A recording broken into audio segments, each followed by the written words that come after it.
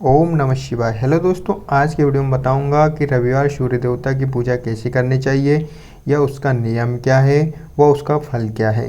रविवार सूर्य देवता की पूजा का वार है। जीवन में सुख समृद्धि, धन संपत्ति और शत्रुओं से सुरक्षा के लिए रविवार का व्रत सर्वश्रेष्ठ है। रविवार का व्रत करने व कथा सुनने से मनुष्य की सभी मनोकामनाएं पूरी होती है। मान सम्मान, धन, यश और उत्तम स्वास्थ्य मिलता है। रविवार व्रत को ऐसे करें। पूजन। सूर्य का व्रत 1 वर्ष या 30 रविवार अथवा 12 रविवार तक करना चाहिए। नंबर 2, रविवार को सूर्योदय से पूर्व बिस्तर से उठकर शौच व स्नानादि से निर्वत होकर स्वच्छ लाल रंग के वस्त्र पहने।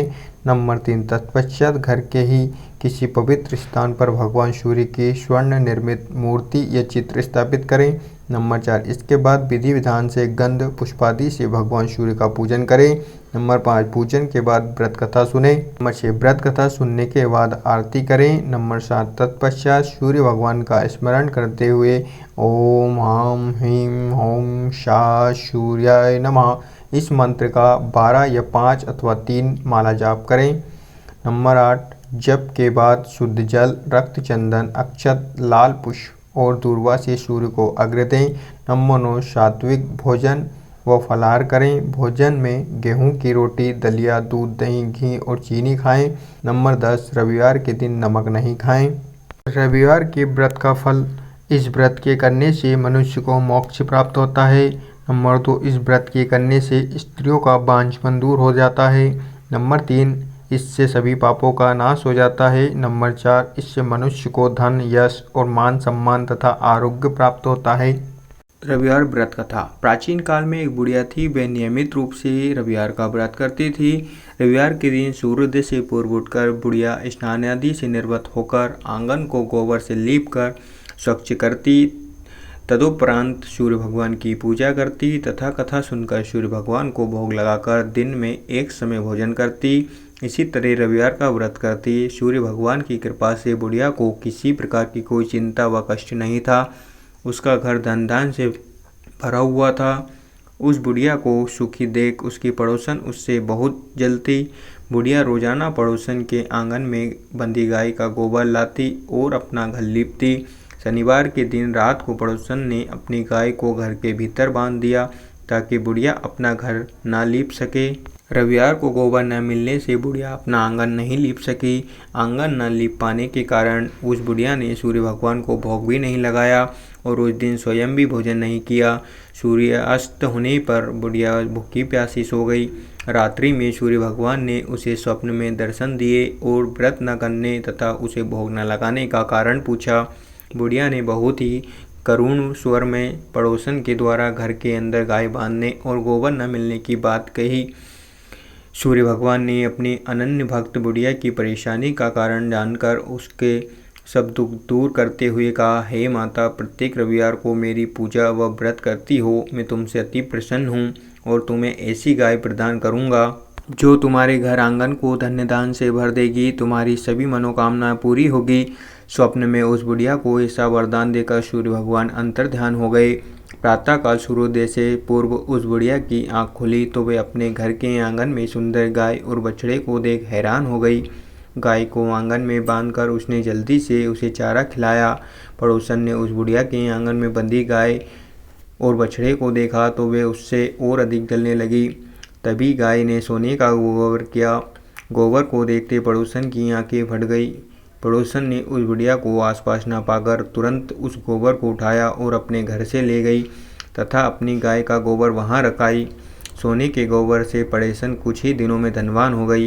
गाय प्रतिदिन सूर्योदय से पूर्व सोने का गोबर करती और बुढ़िया के उठने के पहले ही पड़ोसन उस गोबर को उठाकर ले जाती। बहुत दिनों तक बुढ़िया को सोने के गोबर के बारे में कुछ पता ही नहीं था। बुढ़िया पहले की तरह हर रविवार को भगवान सूर्यदेव का व्रत करती रही और कथा सुनती रही। सूर्य भगवान को जब पड़ोसन की चालाकी का पता चला तो उन्होंने एक दिन तेज आंधी चलाई। आंधी का प्रकोप देखकर बुढ़िया ने अपनी गाय को घर के भीतर बांध दिया। अब पड़ोसन सोने का गोबर न ले जा सकी। सुबह उठकर बुढ़िया ने सोने का गोबर देखा तो उसे बहुत आश्चर्य हुआ। उस दिन के बाद बुढ़िया गाय को घर के भीतर बांधने लगी। सोने के गोबर से कुछ ही दिनों में वह बुढ़िया बहुत धनी हो गई। बुढ़िया के धनी होने से पड़ोसन और बुरी तरह से जल भुनकर राख हो गई। अब की बार उसने अपने पति को नगर के राजा के पास भेजा और बुढ़िया के पास सोने का गोबर देने वाली गाय के बारे में बताया। राजा ने उसने सैनिक भेजकर बुढ़िया की गाय लाने का आदेश दे दिया। सैनिक बुढ़िया के घर पहुंचे। उस समय बुढ़िया सूर्य भगवान को भोग लगाकर स्वयं भोजन ग्रहण करने लगी थी। राजा के सैनिक जबरदस्ती गाय और बछड़े को महल की ओर ले चले। बुढ़िया ने प्रार्थना की, बहुत रोई चिल्लाई, लेकिन राजा के सैनिक नहीं माने। गाय व बछड़े के चले जाने से बुढ़िया को बहुत दुख हुआ। उस दिन उसने कुछ नहीं खाया और भूखी प्यासी सारी रात सूर्य भगवान से गाय व बछड़े को लौटाने के लिए प्रार्थना करती रही। गाय देखकर राजा बहुत खुश हुआ। सुबह जब राजा ने सोने का गोबर देखा तो उसके आश्चर्य का ठिकाना ना रहा। उधर सूर्य भगवान को भूखी प्यासी बुढ़िया को इस तरह प्रार्थना करते देख उस समय बहुत दया आई। उसी रात सूर्य भगवान ने राजा को स्वप्न में कहा, राजन, बुढ़िया की गाय व बछड़ा तुरंत लौटा दो, नहीं तो तुम पर विपत्ति आ का पहाड़ टूट पड़ेगा। तुम्हारे घर और राज्य में भूकंप आ जाएगा, तुम्हारा महल नष्ट हो जाएगा। सूर्य भगवान के स्वप्न से बुरी तरह भयभीत राजा ने प्रातः उठते ही गाय और बछड़ा बुढ़िया को लौटा दिया। राजा ने अपनी तरफ से भी बहुत सारा धन देकर बुढ़िया से अपनी गलती के लिए क्षमा मांगी। राजा ने पड़ोसन और उसके पति को उनकी दुष्टता के लिए दंड दिया। इसके बाद राजा ने राज्य में घोषणा करवाई कि सभी स्त्री पुरुष रविवार का व्रत करें। जनता ने भी ऐसा ही किया। रविवार का व्रत करने से सभी लोग के घर धन धान से भर गए। चारों ओर खुशहाली छा गई। सभी लोगों के शारीरिक कष्ट दूर हो गए। निसंतान स्त्रियों की गोद भर गई। राज्य में सभी स्त्री पुरुष सुखी जीवन यापन करने लगे।